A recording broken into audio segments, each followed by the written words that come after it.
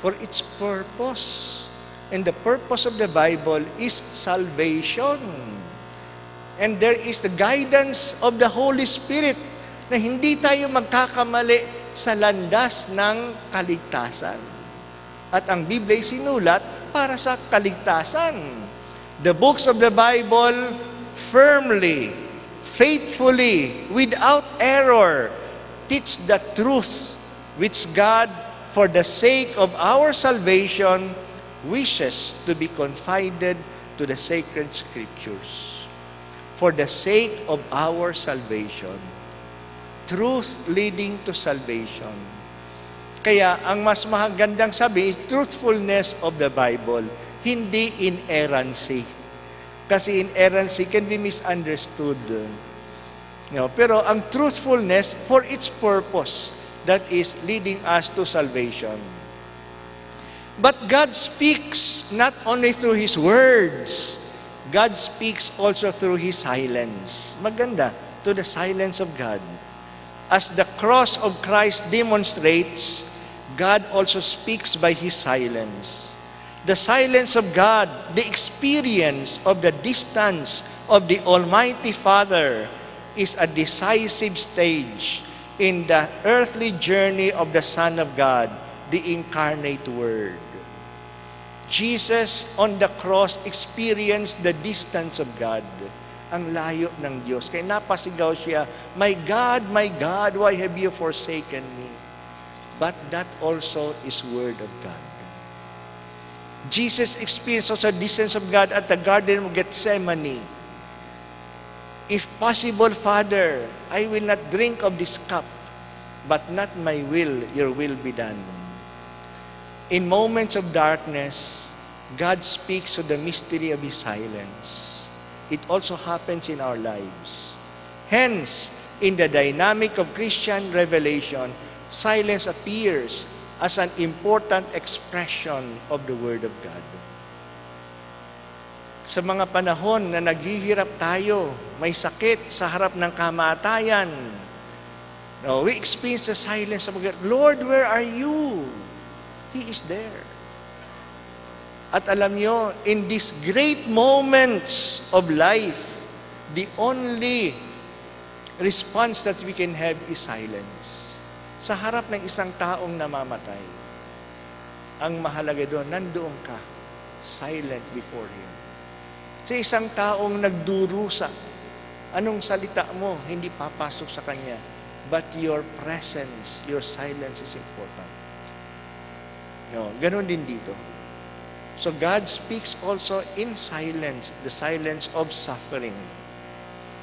Now, the proper response to the God who speaks is faith. If God's role is to reveal, God's role is to speak, our role is to believe. Faith is our response to the God who speaks. Faith takes shape as an encounter with a person to whom we entrust our whole life. Jesus Christ remains present today in history, in His body, which is the church. For this reason, our act of faith is at once both personal and ecclesial. It is personal because it is our surrender to God. It is ecclesial because that surrender is done in the church and with the church. Kaya ang ating faith is both personal and ecclesial. Hindi yan kanya-kanya, hindi yan individualistic. Ang pananampalataya natin ay pananampalataya ko at pananampalataya ng simbahan. That's why we have two formulas of the creed. One say, I believe in God the Father Almighty. One says, we believe in God the Father Almighty, Creator of heaven and earth. The I and the we. Mary is the image of the church in attentive hearing of the Word of God, which took flesh in her. She symbolizes openness to God and others, an active listening which interiorizes and assimilates, one in which the Word becomes a way of life. Kaya si Maria ang ating model. Ganon ang kanyang pagtanggap sa salita ng Diyos, na ang salita ng Diyos nagkaroon ng laman sa kanya. Ganon ang kanyang pag-interiorize ng salita ng Diyos, na ang buhay niya nagbago dahil sa salitang kanyang tinanggap. Okay? Saint Ambrose wrote, tingnan nyo ang dami nating quotation sa mga saints. Because as we have said, this is also the source of God speaking to us.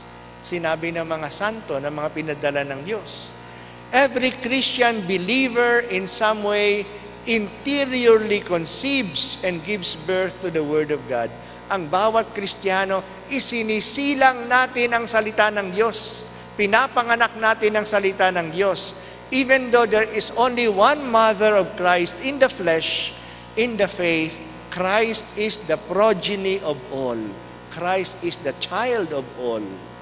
So what took flesh in Mary can daily take place in each of us, in the hearing of the Word, in the celebration of the sacraments. Isinisilang natin si Kristo sa mundo. Ibig sabihin, ang salitang ating narinig ay nagiging konkreto kay Kristo na nasa atin. Okay? It is the faith of the church that recognizes in the Bible the Word of God. Sino ang nagsabi na ang Biblia ay salita ng Diyos? Hindi niyo matatagpuan sa Bible na ang Bible ay salita ng Diyos. Alam natin na salita ng Diyos yan kasi sinabi ng simbahan.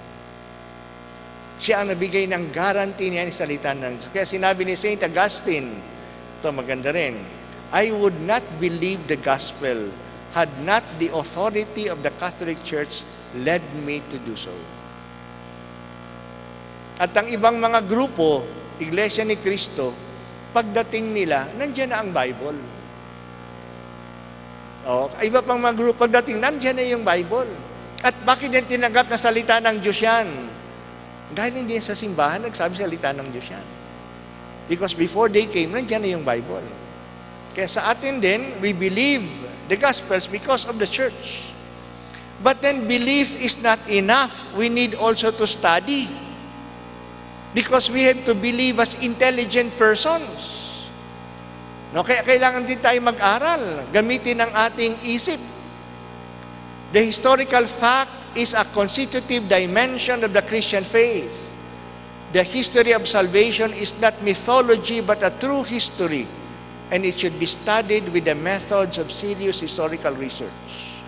Ang ating pong pananampalataya hindi kuro-kuro.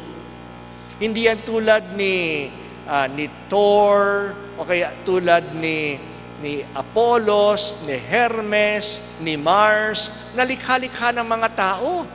Ito ay totoo. Si Moises ay totoo. Si David ay totoo. Si Jesus ay totoo. Si Pedro ay totoo. Because they are historical figures, we need history to understand them. That's why we have to study history. So in the Bible, you cannot understand the Bible without history.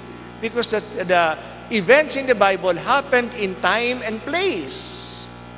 So we need to study. And not only study history, study linguistics. The desire for God includes love for the Word in all its dimensions. Because in the Word of the Bible, God comes to us and we to Him, we must learn to penetrate the secret of language, to understand it in its structure, its mode of expression.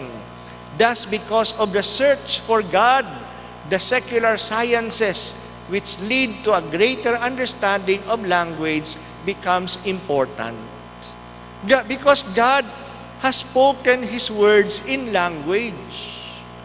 Hindi lang yan pag-aaral ng Hebrew, ng Greek, ng Aramaic, mga original languages of the Bible, but study of language itself, like for example, semantics, like rhetoric, like structuralism, like narrative analysis. These are secular sciences that helps us to understand how language conveys meaning.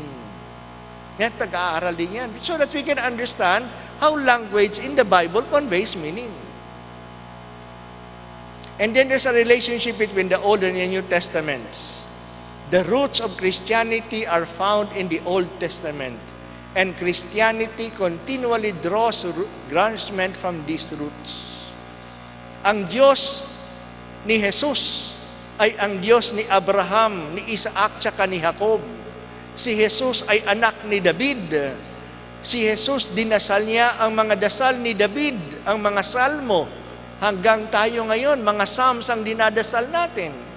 Kaya hindi natin masasabi na may New Testament na tayo, hindi na kailangan yung Old. In fact, we can understand the New Testament because of the Old Testament. So the importance of knowing the Old Testament. There are 3 dimensions of fulfillment of the Old New Testament over the Old Testament. So ano yung relationship ng Old sa New? There are 3 kinds of relationships. One relationship is continuity. Kino-continue ng New Testament ang Old Testament. Like the story of the covenant. The covenant with Noah, the covenant with David, with Moses, and the new covenant with Jesus.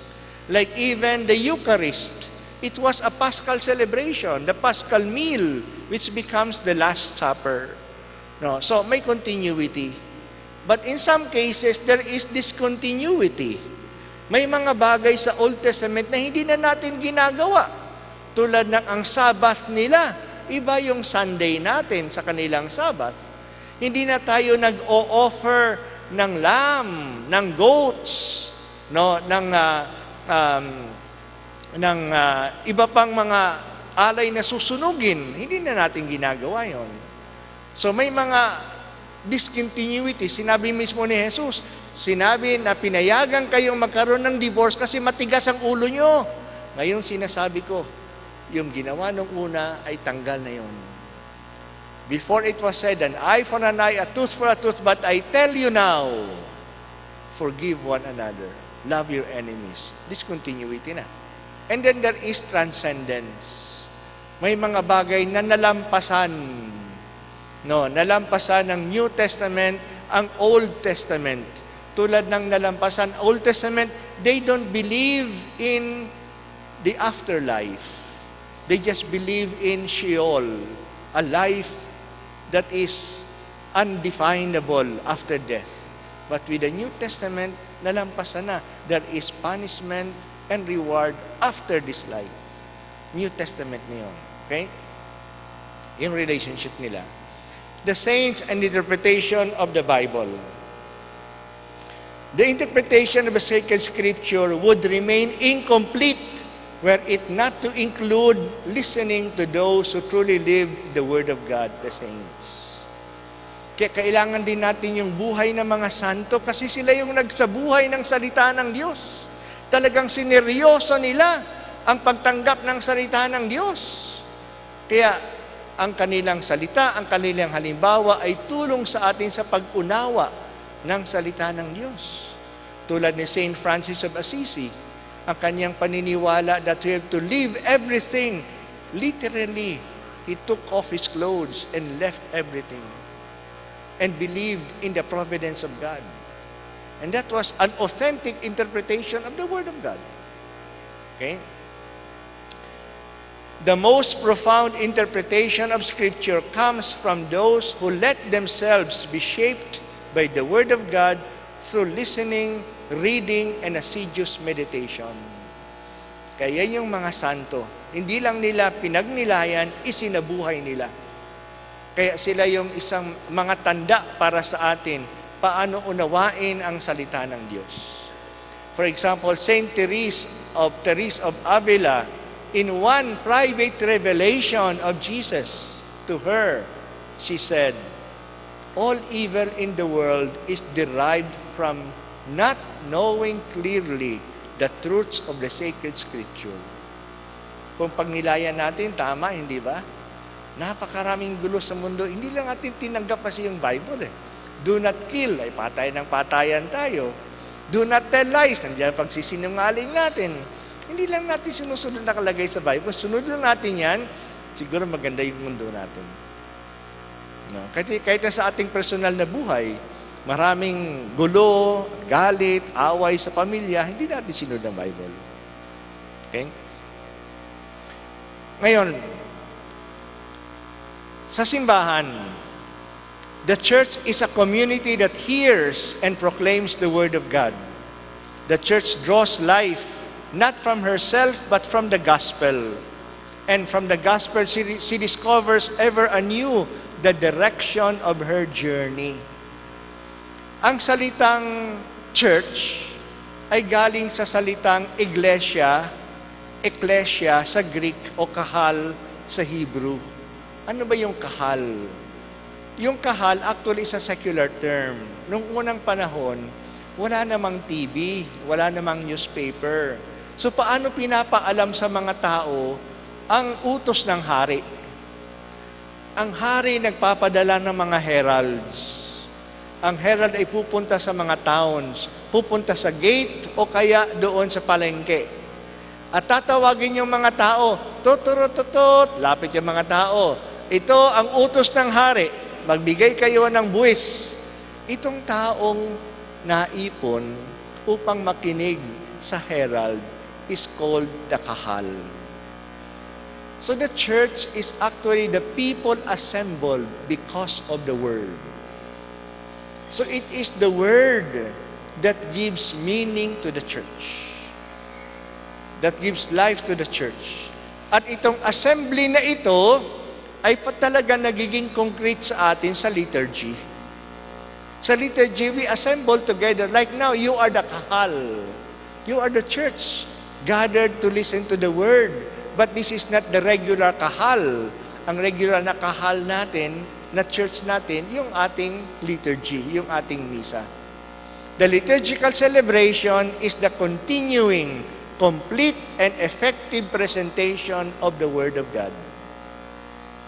So there, continuously, the Word of God is being presented to us, is being explained to us, and the Word of God happens in our midst in the liturgy. The church has always realized that in the liturgical action, the Word of God is accompanied by the interior working of the Holy Spirit, who makes it effective in the hearts of the faithful. Kaya sa misa, ang binabasa dyan ay talagang salita ng Diyos because of the work of the Holy Spirit. Kaya nga, ang tinapay at alak ay naging katawan at dugo ni Kristo because of the Holy Spirit.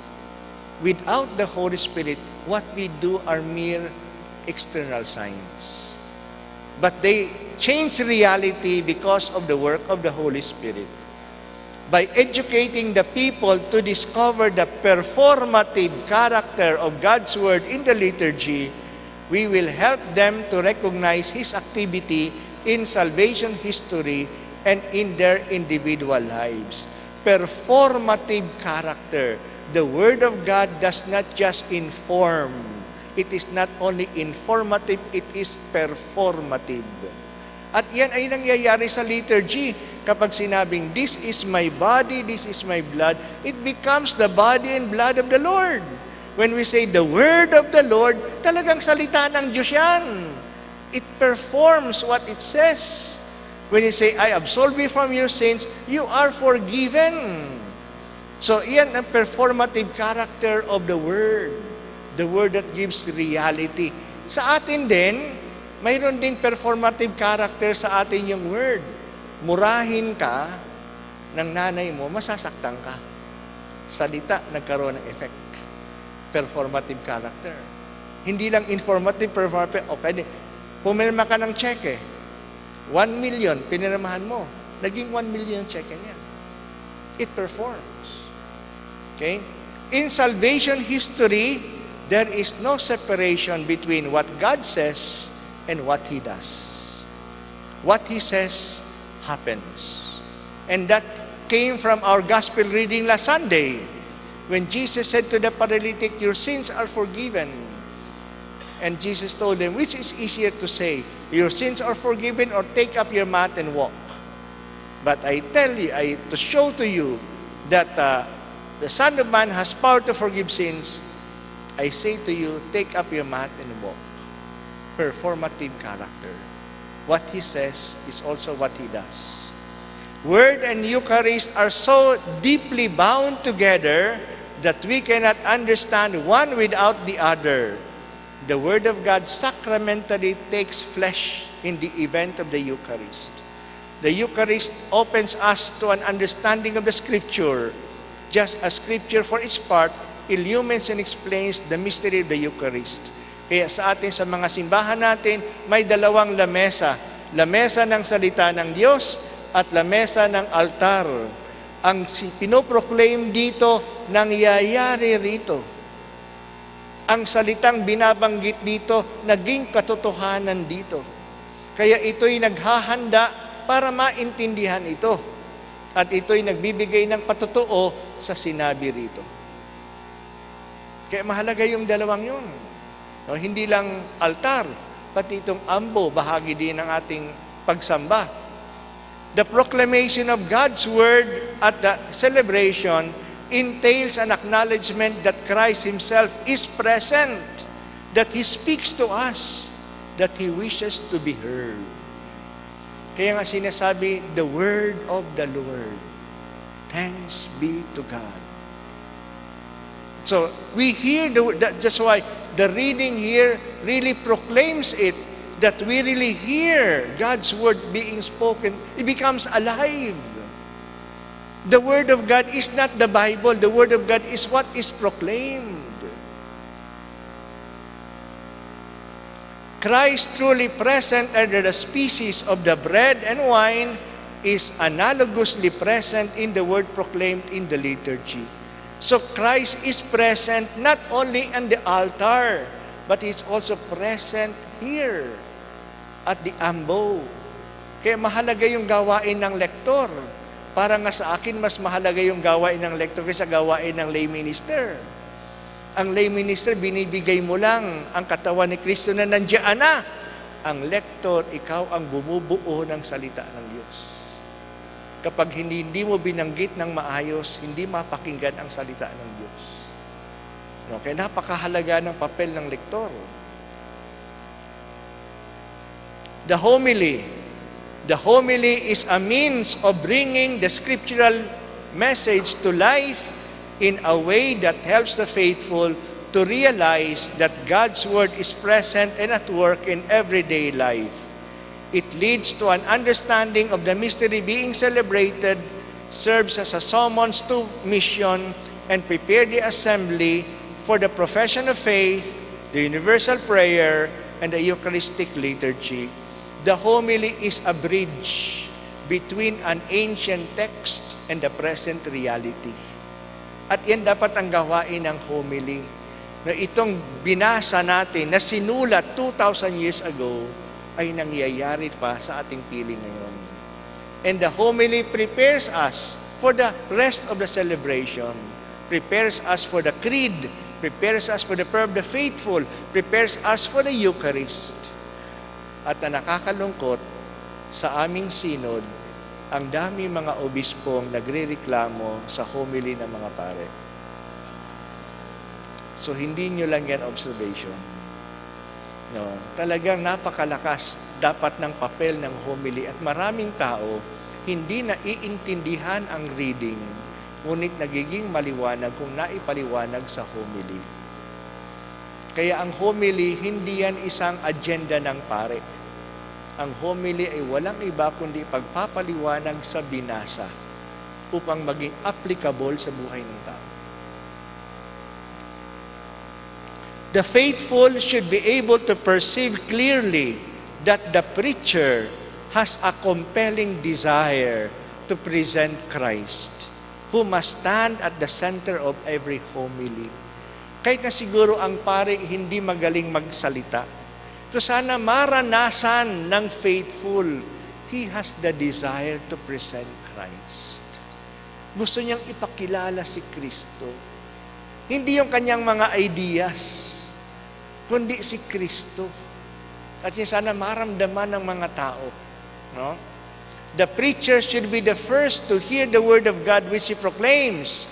Since St. Augustine says, he is undoubtedly barren who preaches outwardly the word of God without hearing it inwardly. Kaya ang unang challenge sa pare, tanggapin niya muna ang salita ng Diyos. Ano ang kanyang ipapahayag kung hindi niya mismo naintindihan? Kung hindi mismo good news sa kanya, paano maging good news sa tao yan? Kaya hahanapin niya muna yung good news sa kanya at yan yung ipahayag niya sa mga tao. Alam niyo, may magandang ginagawa sa ordination ng deacon. Part of the ordination of the deacon, bibigay sa kanya yung Bible. Sasabihin siya sa kanya, receive the word of God whose herald you now are. Believe what you read. Preach what you believe. And practice what you preach. Remember, believe what you read. And preach what you believe. Not preach what you read. Preach what you believe. Your faith that you have to preach. And then, practice what you preach. The Word of God and the Liturgy of the Hours.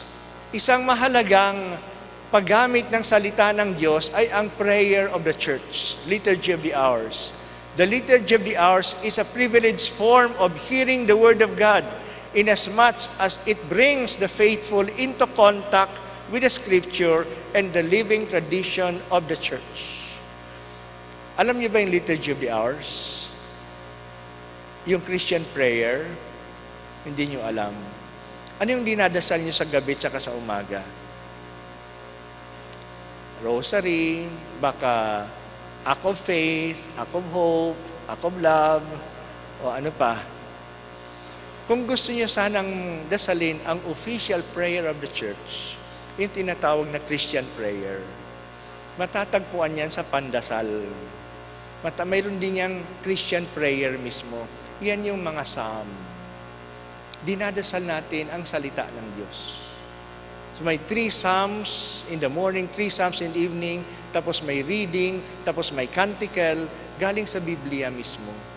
Kaya ini-encourage ngayon lahat, pati na ang lay faithful, na dasalin na natin ang Liturgy of the Hours. This prayer should become more widespread among the people of God, particularly the recitation of the morning prayer and the evening prayer. No? So iyan ay dinadasal mismo natin ang dasal na kinompose ng Holy Spirit para sa atin. No? Kaya yung mas mahalagang pagdasal, ang Biblia mismo ay hindi lang salita ng Diyos para sa atin, yan din yung salita na gusto ng Diyos marinig sa atin. Kaya naglagay ng mga dasal sa Bible. Sana madasal na natin. Ito, maganda rin to. It is necessary nowadays that the people of God be educated in the value of silence. Rediscovering the centrality of God's Word in the life of the church also means rediscovering a sense of recollection and inner repose. Hindi lang sapat na magaling magsalita ang pare.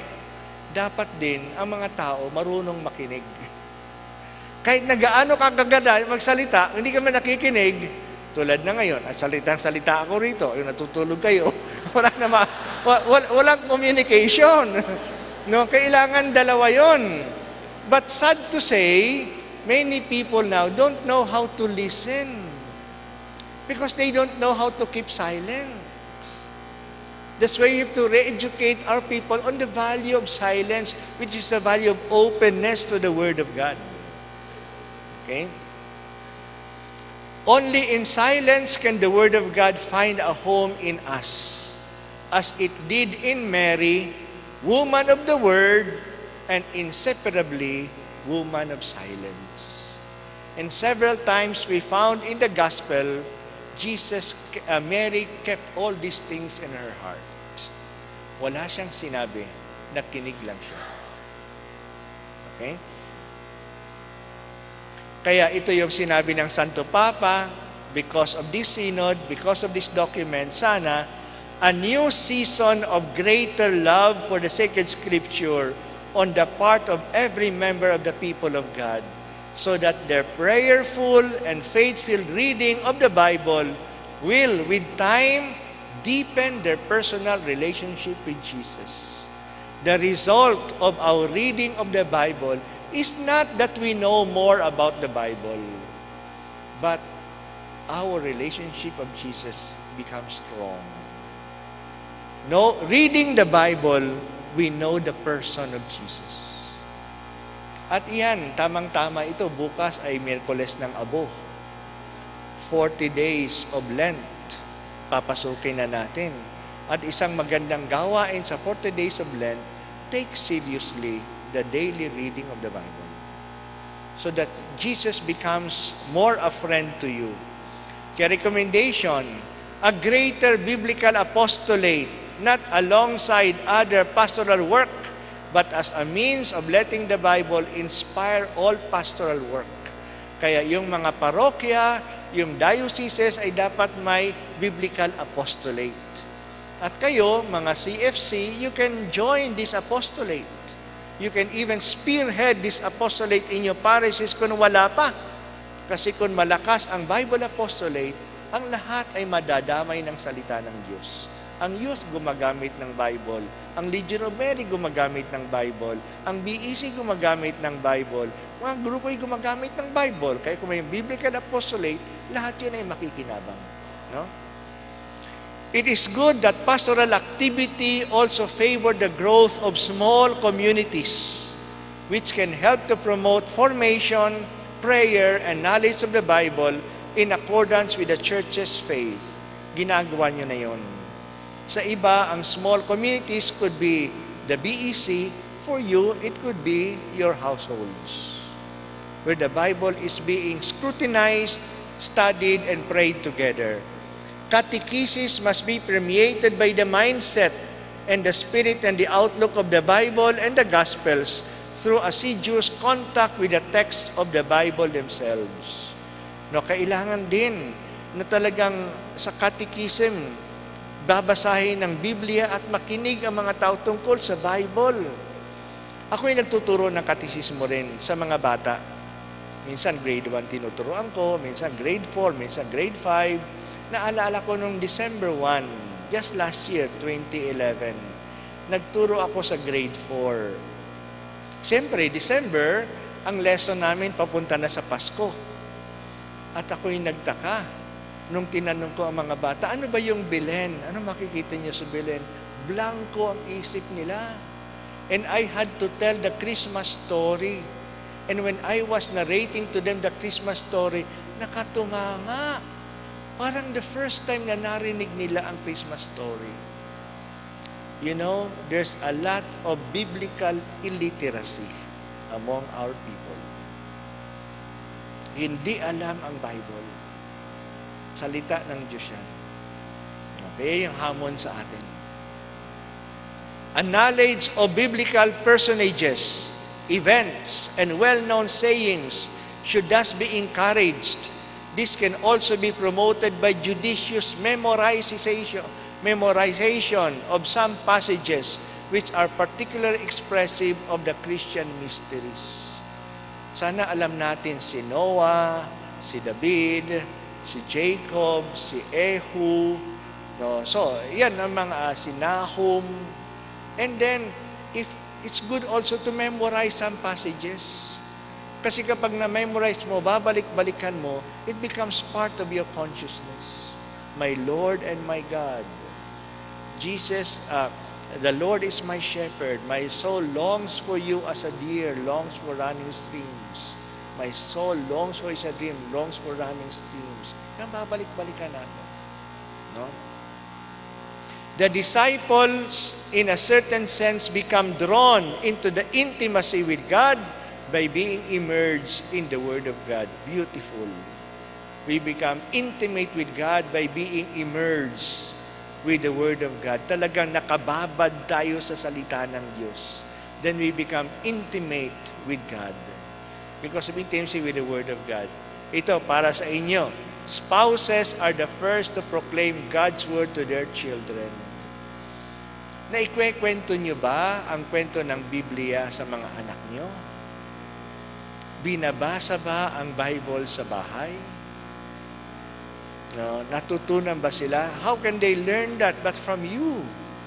Sa simula pa, no? Every household should have its Bible to be kept in a worthy place and used for reading and prayer. Every house. Kaya mayroon tayong project, ipapaliwanag sa inyong MTBO, May Day Be One, so that the poor can also have Bibles in their homes and read the Bible. Kapag ako'y umuwi sa amin, tuwang-tuwa ako sa pamilya ng aking kapatid. Mayroon silang ugali na mag-grocery araw-araw. Pero bago mag-grocery, ang readings of the day binabasa ng mga bata. So at least the Word of God is being proclaimed in the family. And then magdadasal ng rosary. And in this sense, the rosary becomes a reflection of the readings. No? The Word of God is a precious support amid the difficulties which arise in marriage and in family life. Talagang maraming problema na kayo'y dinadaanan sa pamilya.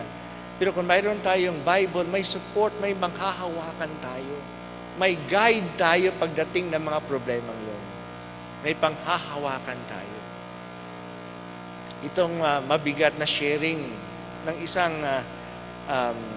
lalaki. Sa Indian siya.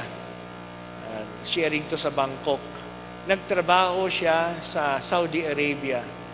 Tapos, isang bakasyon, ang asawa niya at 2 anak ay magbabakasyon sa Saudi Arabia. At nung papuntang eroplano, bumagsak. Nawala ang kanyang asawa, 2 anak. At talagang desperado siya. Nawala ng saysay ang buhay niya. But he was a Bible reader. And he remembered during his darkness that small phrase in the Bible found in 1 Corinthians chapter 3, that they will be purified by fire. And you know, that gave him hope. Itong pagkasunog ng kanyang asawa at 2 anak, God's way of purifying them by fire. And he became strong. Na ngayon nandoon na siya, may 3 anghel siya sa langit. But it's the Bible phrase that gave him sanity at the time of difficulty. Na magagawa natin yan kung tayo ay Bible readers. Sabi ni St. Augustine, your prayer is the word you speak to God. When you read the Bible, God speaks to you. When you pray, you speak to God.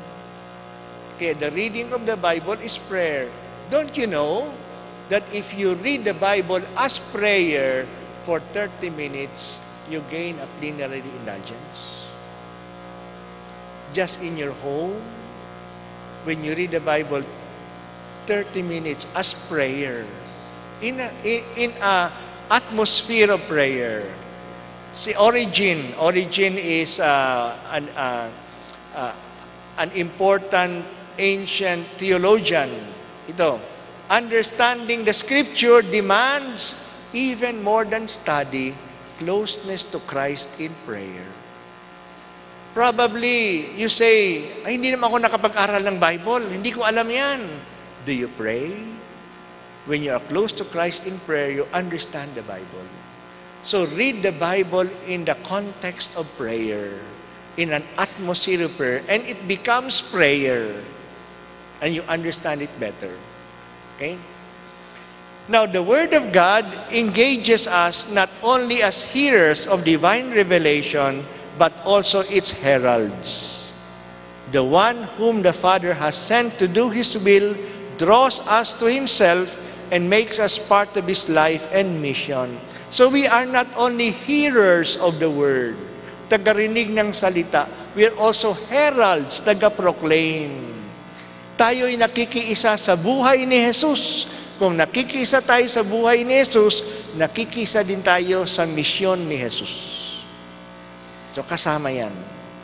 No, kaya ito na ang misyon natin sa mundo. Since the entire people of God is a people which has been sent, the mission of proclaiming the Word of God is the task of all of the disciples of Jesus Christ based on their baptism. Everyone, according to his or her state of life, is called to give an incisive contribution to the proclamation of the Word. Everyone is called to give an incisive contribution.